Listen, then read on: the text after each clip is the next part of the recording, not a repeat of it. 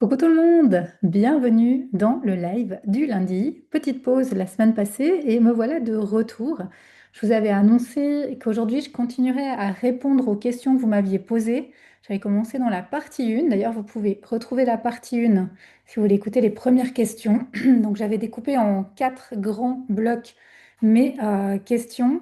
Les 2 premiers grands blocs, c'était comment attirer les clients, les questions autour du client, d'attirer des clients, tout ce qui est visibilité et communication. Donc, vous retrouvez cette partie-là en lien ou dans le dernier live d'il y a 2 semaines sur YouTube, dans mon podcast.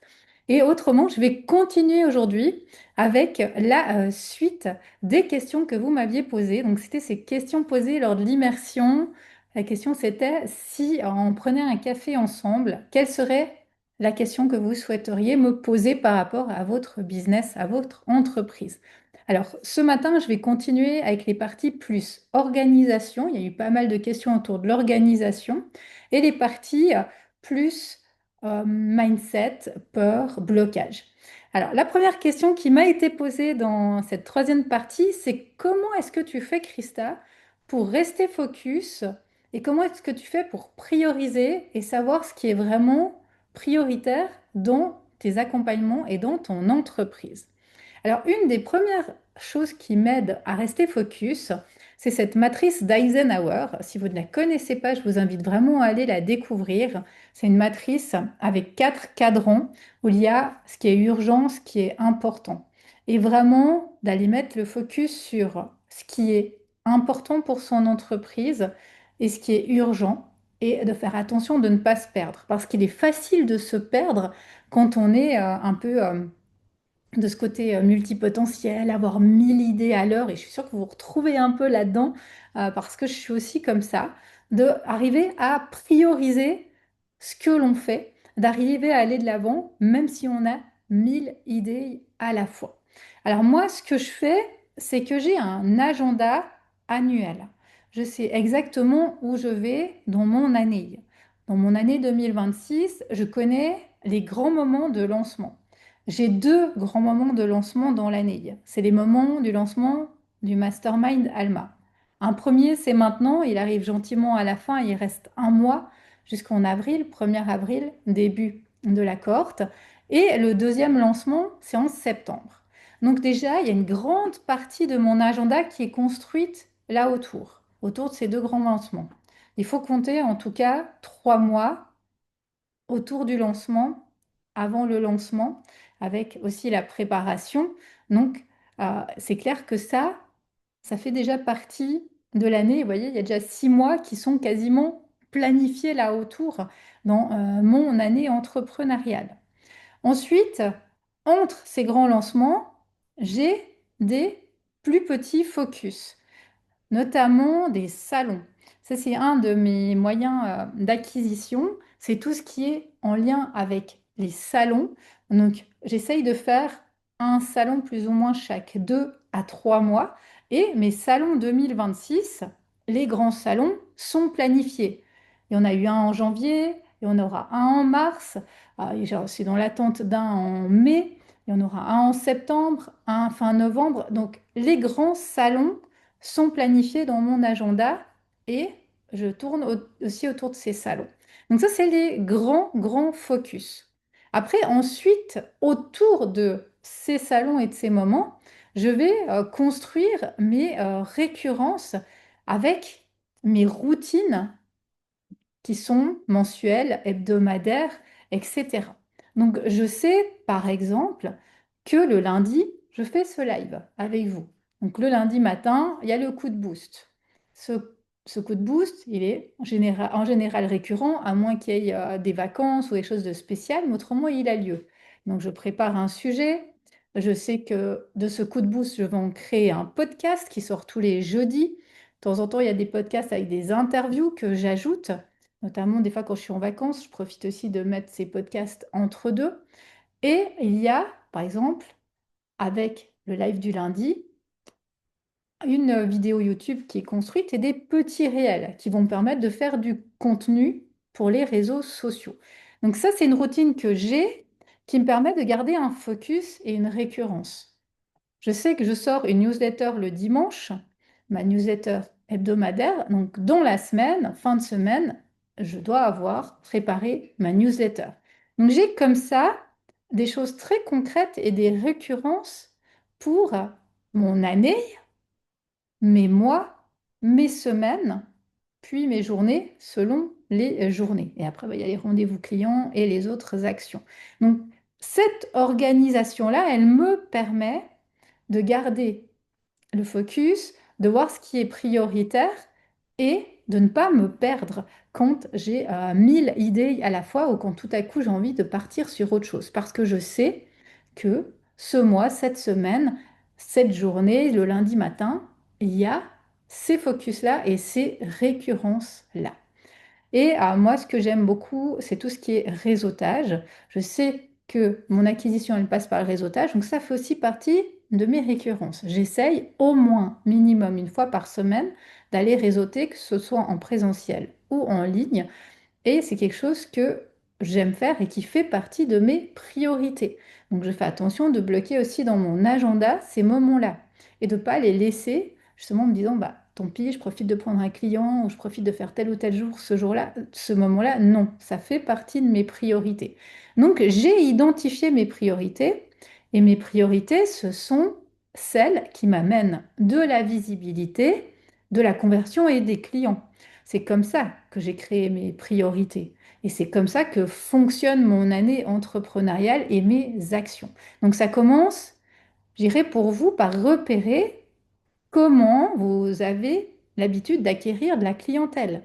Si c'est par les salons, si c'est par le réseautage, si c'est par les réseaux, et de là, construire votre système de conversion et garder les priorités avec les lancements. Autrement, vous allez partir dans tous les sens et vous n'aurez que très peu de résultats. Donc voilà comment moi je fais pour rester focus et pour prioriser les bonnes choses. C'est vraiment selon la connaissance de mon parcours client, la connaissance de ma stratégie de communication et ensuite par un agenda qui est construit en amont où je sais où je vais durant toute l'année et je ne vais pas dans de la procrastination. Ce qui m'aide également à garder le focus, c'est deux choses. La première, c'est que j'ai une assistante. On se voit une fois par mois et pour avancer, il faut que je sache où je vais. Parce que c'est quand même moi qui pilote l'entreprise, qui lui dit où on va. Et si je ne sais pas moi où je vais, mon assistante, elle finalement ne peut pas être efficace. Donc ça, c'est vraiment quelque chose qui m'aide à garder le focus.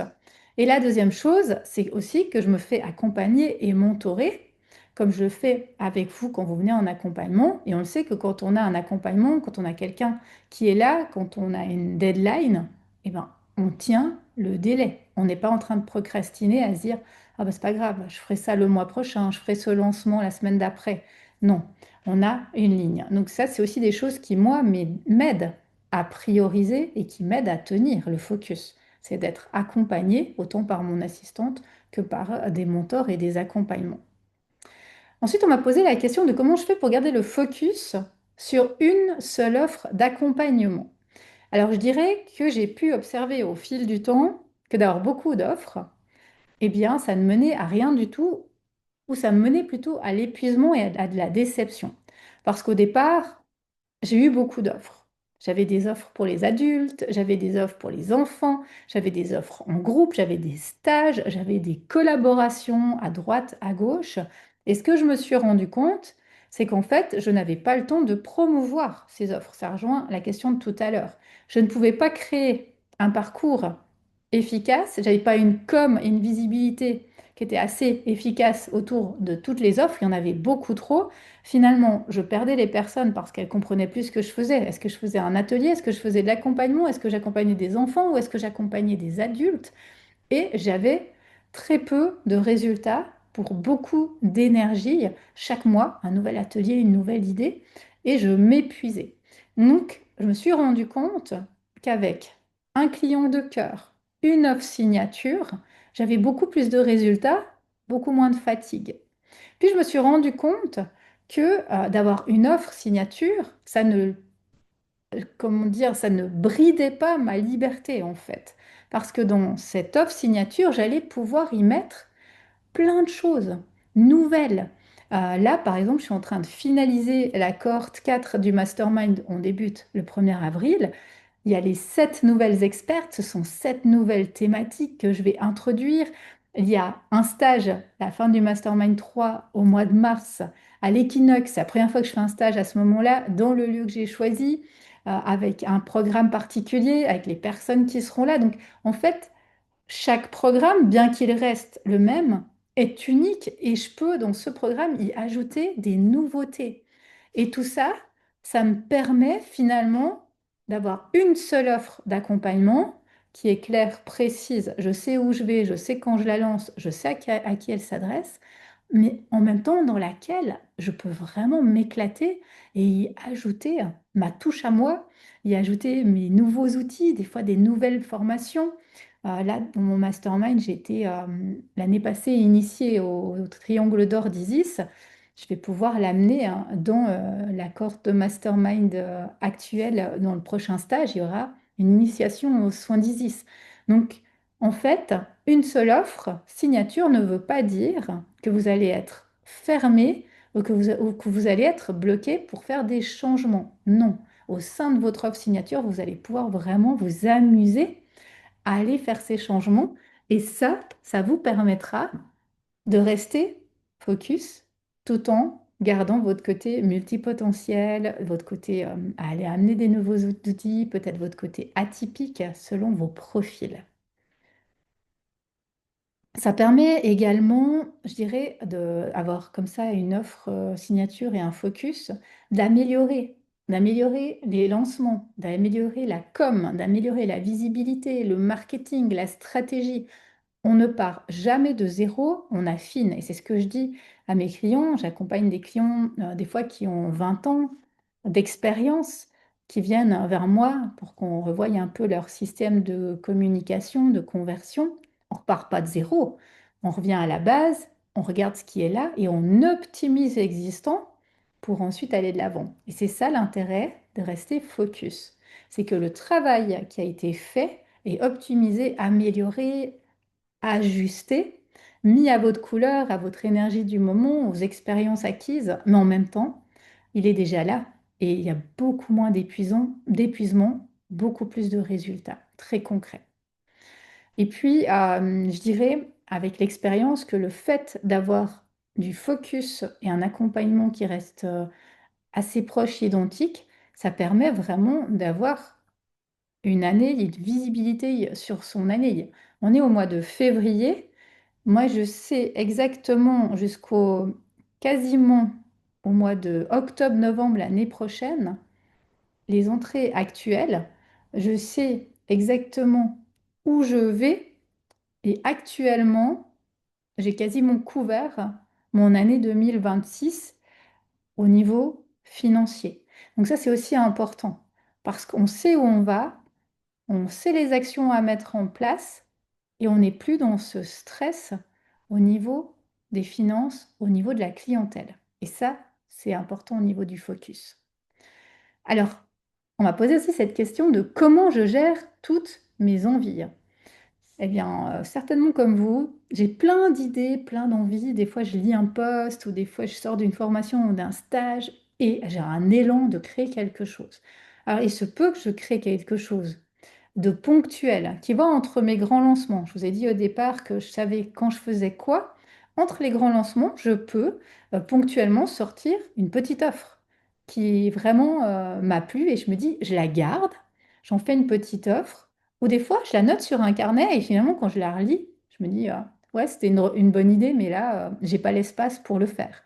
Ou des fois, je l'inclus dans mon programme Alma, comme je vous l'ai dit, dans mon programme signature. J'inclus la prestation. L'initiation d'Isis, je l'ai inclus dans mon stage. Donc, à voir comment je fais pour inclure ça.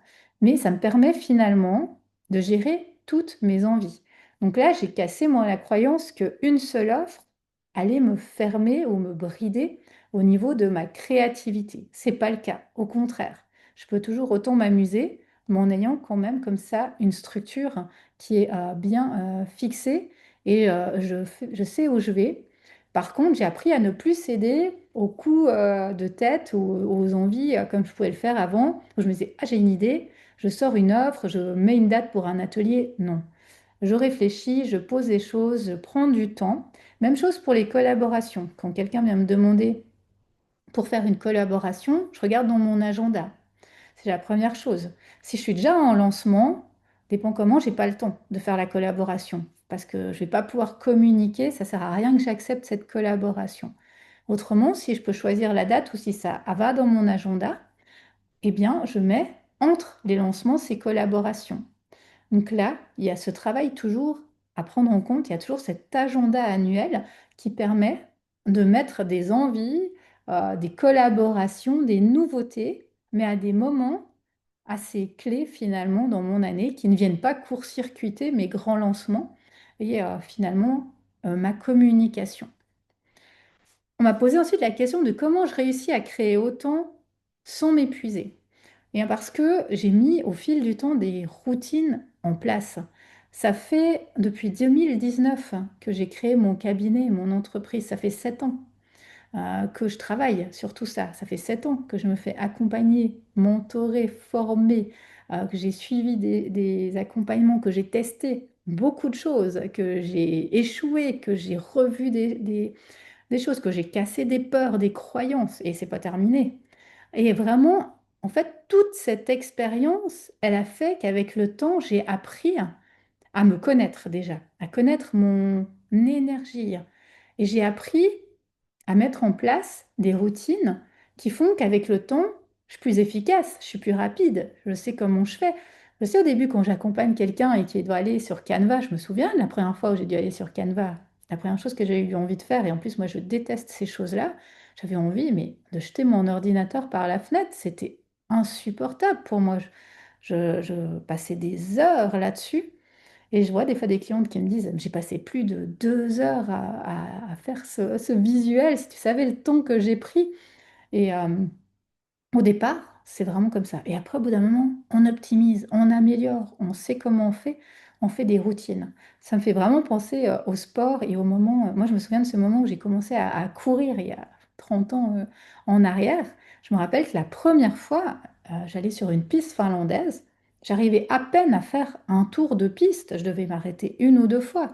Et puis la deuxième fois, j'ai réussi à faire mon premier tour de piste finlandaise. Et puis ensuite, j'en ai fait deux, et j'en ai fait trois, et j'en faisais 10 pour finir de tour de piste finlandaise. Et ça a été comme ça, crescendo. Et pour l'entreprise, c'est comme ça. Comment je fais pour aller sans m'épuiser? C'est qu'avec les années, j'ai mis en place un système de routine qui fait que je fais attention à moi.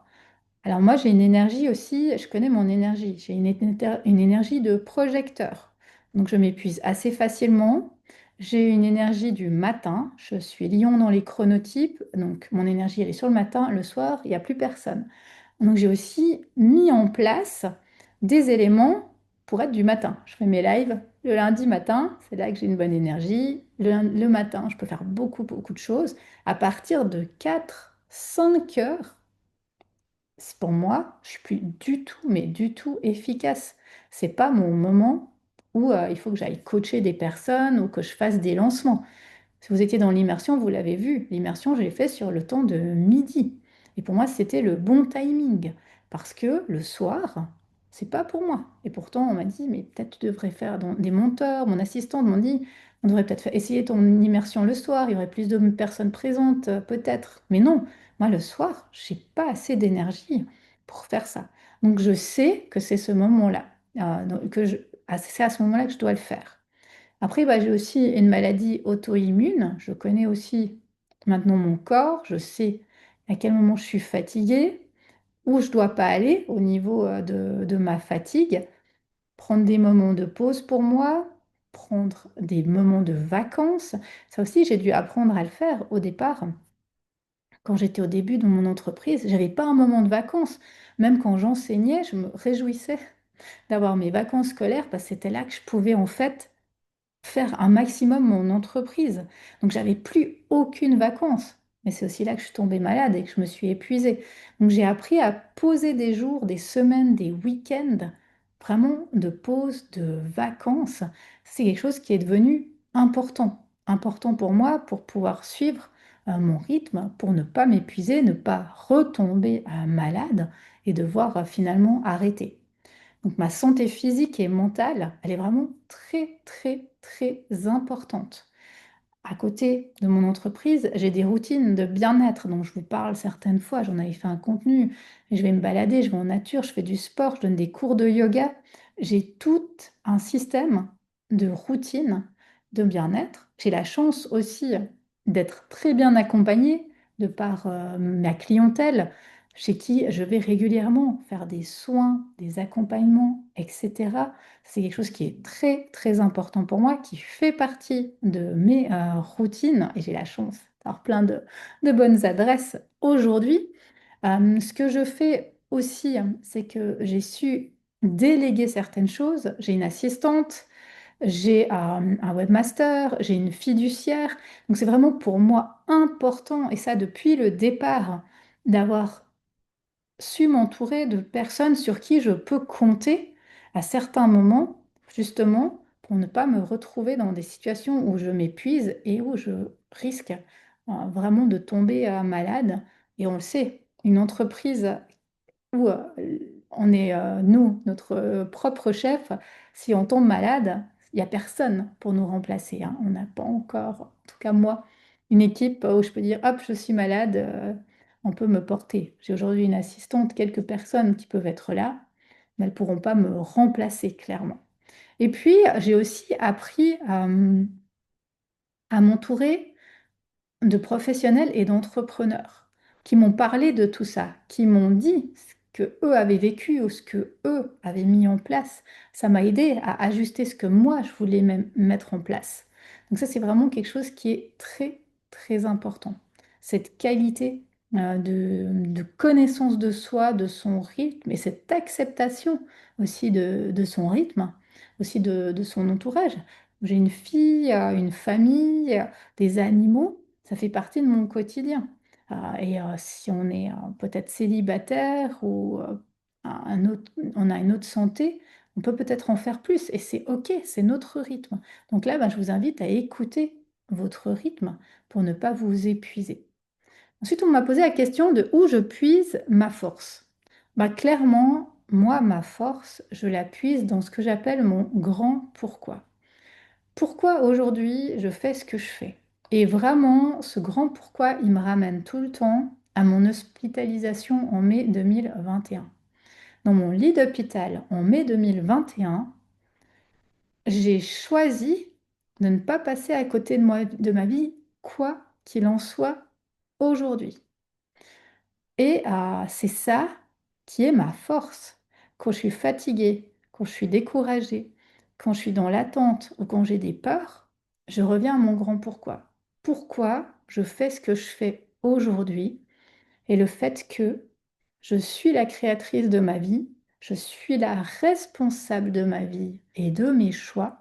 Et si moi, je ne fais pas ces étapes, personne ne les fera pour moi, c'est certain.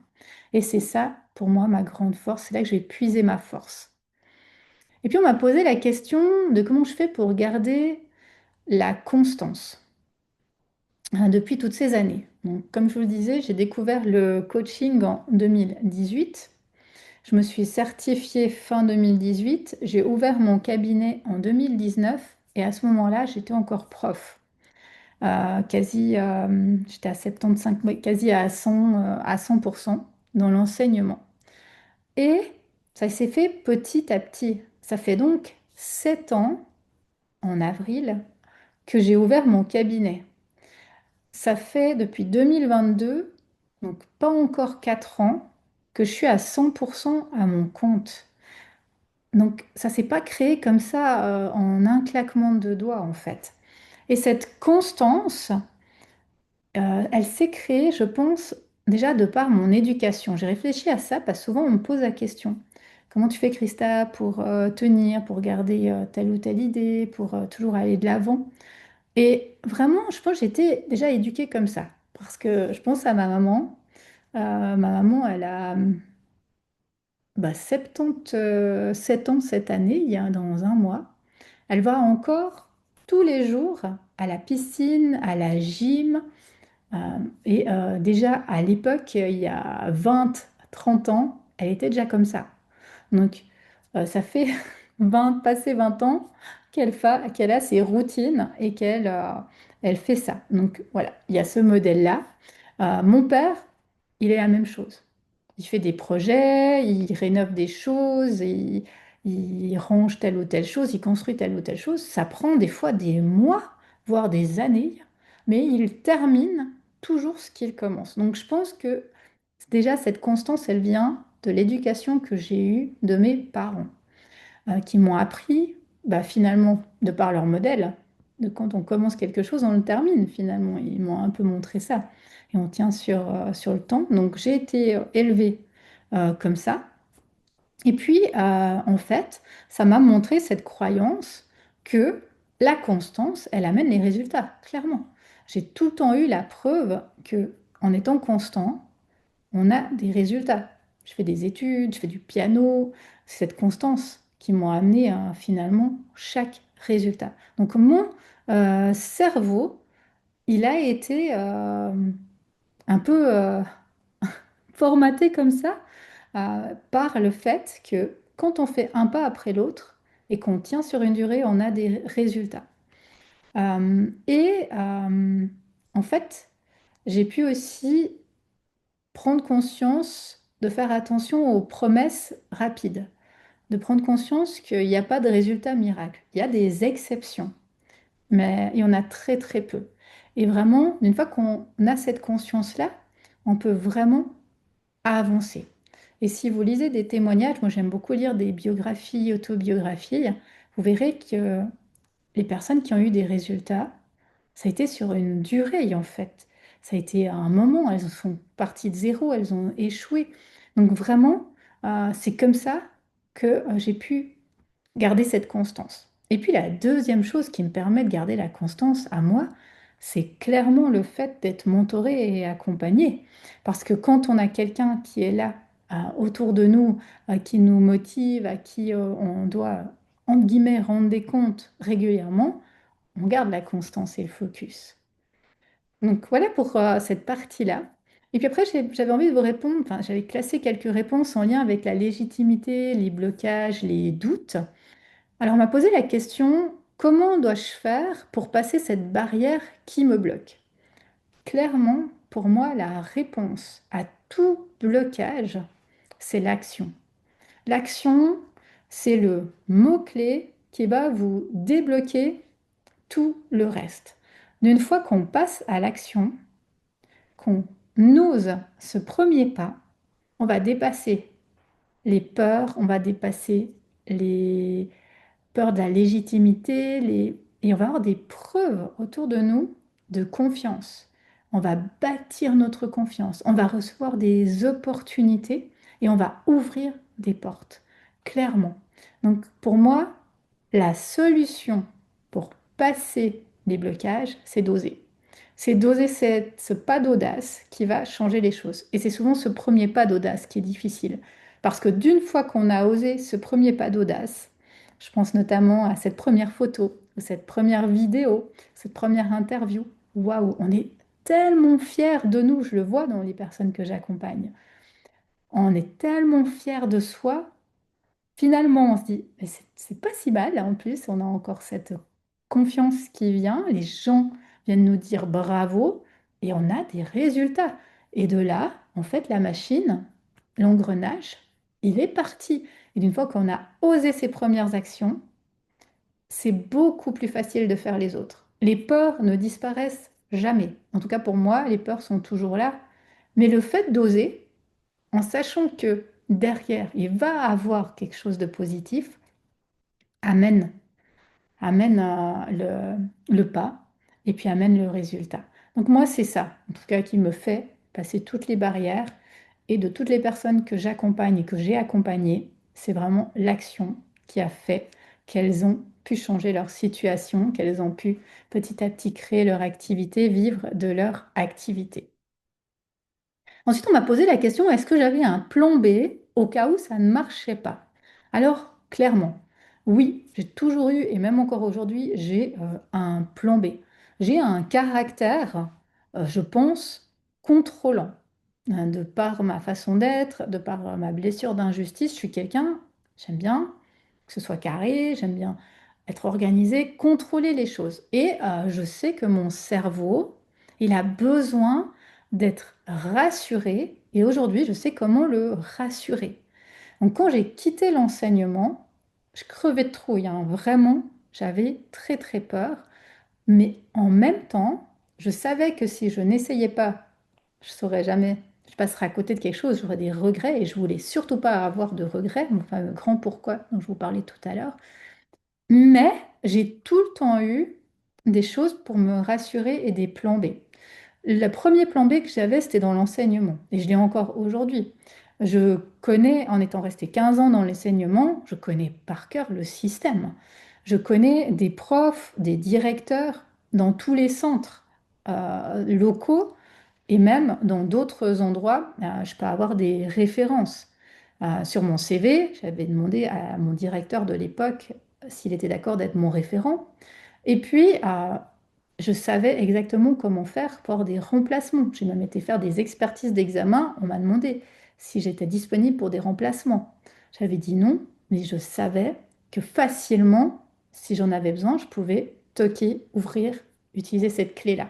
Donc j'ai tout le temps eu des plans B. Et ce que j'ai fait également, et ça je le dis aux personnes que j'accompagne, c'est que j'ai fait une comptabilité très très claire en quittant l'enseignement de combien il me fallait au minimum pour subvenir à mes besoins. Et je sais exactement aujourd'hui combien je dois gagner par mois minimum pour ne pas être stressé par les finances. Donc ça, c'est une des premières choses que je vous invite à faire. Avant, le plan B, c'est de vous dire, est-ce que je sais exactement combien je dois gagner par mois pour couvrir mes frais? Alors là, je parle vraiment vos frais de survie, hein, de base, sans les extras, les plaisirs, les vacances, etc. Est-ce que je sais quel est mon minimum vital? Et de là, vous allez pouvoir construire ce plan-là. Et en parallèle, moi, je me suis jamais fermée à l'idée, s'il y avait un besoin à un moment, de prendre un job ou un salariat. Et j'ai des amis entrepreneurs qui ont dû reprendre à certains moments des jobs de salariés. Eh ben, ça leur a fait beaucoup de bien parce que sur le moment, c'est sûr, hein, une contraction de se dire je vais retourner dans le salariat, mais de l'autre, elles sont allées avec une toute autre approche. Elles ont choisi quelque chose qui leur correspondait. Ça leur a ouvert finalement d'autres portes, d'autres expériences durant quelques mois. Elles savaient que c'était finalement transitoire. Elles n'avaient pas du tout le même regard sur le salariat que celui qu'on peut avoir quand on est dans le salariat et qu'on ne sait pas où on va, on ne sait pas ce qu'on fait. On sait là pourquoi on va au salariat. C'est parce que on a envie de continuer notre entreprise et qu'on a besoin un peu d'argent pour payer nos factures. Donc il y a une toute autre vision. Donc vraiment, le plan B, il a toujours été là, il est encore là aujourd'hui. Et moi, il me rassure et je le sais que si j'en ai besoin, je l'utiliserai. Donc oui, j'ai toujours eu un plan B et même les personnes que j'accompagne, vraiment, je leur parle de ces clés-là. Ensuite, on m'a posé la question, quelle a été ta plus grande difficulté et comment l'as-tu surmontée? Alors, je pense que ma plus grande difficulté, ça a été de ne pas abandonner et de ne pas retourner au salariat. Parce que quand c'était difficile, c'était simple pour moi de retourner dans l'enseignement. Je vous ai dit, mon plan B, il fallait quand même que je fasse attention de ne pas non plus céder trop facilement à y retourner. À des moments où c'était plus compliqué, je me disais, mais pourquoi je ne retournerais pas dans le salariat, même à un petit pourcentage, j'aurais mon petit coussin de sécurité. Tout de suite, c'était ça qui me parlait. Puis après, quand j'écoutais ma petite voix, ma valeur de liberté, tout de suite, elle me disait, mais attends, tu te souviens, quand tu étais dans le salariat, tu n'étais pas tellement libre, même si tu avais un 50%, tu pouvais pas faire comme tu voulais, tu n'avais pas tes horaires, etc. Et là, tout de suite, je ne me suis pas laissée happer par la petite voix de la sécurité qui venait me dire, mais tu te souviens comme c'était trop bien d'avoir ton salaire tous les mois sur ton compte. Et je pense que ça a été celle-là ma plus grande difficulté, de ne pas céder à la facilité de ce que je connaissais déjà et ce qui était confortable pour moi et sécuritaire, mais de rester sur ma valeur de liberté et mon envie d'aller de l'avant. Une autre chose qui a été dans mes difficultés, c'est de ne pas écouter les autres, en parallèle aussi à ça, qui disaient, mais tu es sûr que tu as pris la bonne décision, mais pourquoi tu garderais pas un petit pourcentage dans l'enseignement? Est-ce que ça te freinait vraiment de pas garder quelques heures d'enseignement? Finalement, les peurs, les suggestions des autres et de la société, et ça a été vraiment quelque chose qui était pas évident. Et puis, ce qui m'a aidé également, c'est de prendre, et encore maintenant, c'est de prendre régulièrement du temps pour moi, pour poser les choses, pour m'ajuster et pour pas me laisser prendre. Aujourd'hui, c'est plutôt ça, les difficultés, c'est ne pas me laisser prendre par l'extérieur, les propositions d'autres, le fameux objet brillant, la dernière formation ou la dernière suggestion à la mode, mais vraiment de rester sur mon positionnement à moi et vraiment mon alignement à moi. Et ça, c'est quelque chose qui m'aide beaucoup, de m'aligner, de prendre du temps pour moi et de savoir exactement où je veux aller sans me perdre. Et puis la dernière question, c'est quelles sont tes forces et motivations pour perdurer? Ben moi, clairement, je vous ai répondu tout à l'heure, ma force première, c'est celle de ne pas passer à côté de ma vie. De nouveau, ça me ramène de nouveau à ce mois de mai 2021. Je pense que ça reste un trauma pour moi, cette chambre d'hôpital et ce que j'ai vécu. Et je veux vraiment ne pas avoir ce regret-là. C'est certain, je ne veux pas revivre ce moment-là. Ça, c'est une chose certaine. Si je suis de nouveau dans cette chambre d'hôpital, je ne veux pas avoir à me dire, ah mais tu vois, tu n'as même pas osé. Ensuite, il y a cette envie de contribution, de faire quelque chose de concret de ma vie, d'honorer mon existence terrestre. C'est quelque chose qui est important pour moi, d'honorer mes valeurs, mes envies, et aussi de pouvoir offrir à ma fille cette éducation-là, cette image-là de, de l'activité, du travail, de cette vie-là. Et des fois, elle me dit, ah, mais toi, tu as de la chance, tu peux rester à la maison, tu es tranquille, tu fais ce que tu aimes. Et je me dis, waouh, ça me fait plaisir qu'elle entende ça, qu'elle voie ça, qu'elle me dise ça. Et puis après, moi, ce qui me porte aujourd'hui, ce qui me donne la force et la motivation, c'est les résultats que j'ai autour de moi. Quand je vois qu'une personne que j'accompagne peut créer son offre, qu'elle peut avoir des clients, qu'elle peut commencer ou vivre de son activité de cœur, qu'elle est épanouie, qu'elle est heureuse. Mais waouh, pour moi, ça n'a aucun prix au niveau de ce que je peux offrir et de ce que j'ai pu vivre dans l'enseignement. J'ai vraiment pas pu vivre ça. Je vivais pas ce genre de victoire, même s'il y avait des réussites au niveau des étudiants, c'était pas comme aujourd'hui.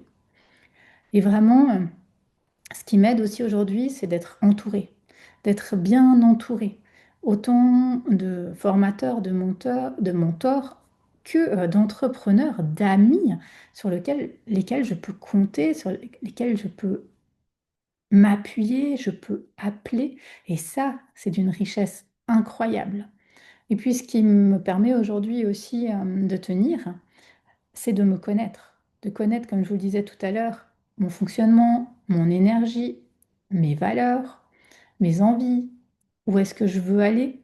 Tout ça, ça me permet vraiment d'être aligné, structuré et de savoir où je vais dans mon année. Donc voilà un peu ce que je voulais vous partager dans ces réponses. C'est vrai que chaque question pourrait amener un live complet, mais j'espère avoir fait le tour avec ces deux parties, ces deux lives sur toutes ces questions et surtout, j'espère pouvoir vous amener quelques clés à vous au niveau de vos entreprises pour pouvoir développer, déployer, continuer à vivre de votre activité de cœur. Et si vous avez besoin de moi, vous savez où me trouver. Je peux soit vous accompagner en accompagnement mentorat privé, un privilège, soit vous accompagner dans Alma. Il reste aujourd'hui 3 places pour la cohorte d'avril. On démarre dans un mois et vous pouvez prendre un appel, candidature avec moi pour en parler. Je vous souhaite une toute belle journée et je vous dis à lundi prochain pour un prochain coup de boost. Bye bye tout le monde.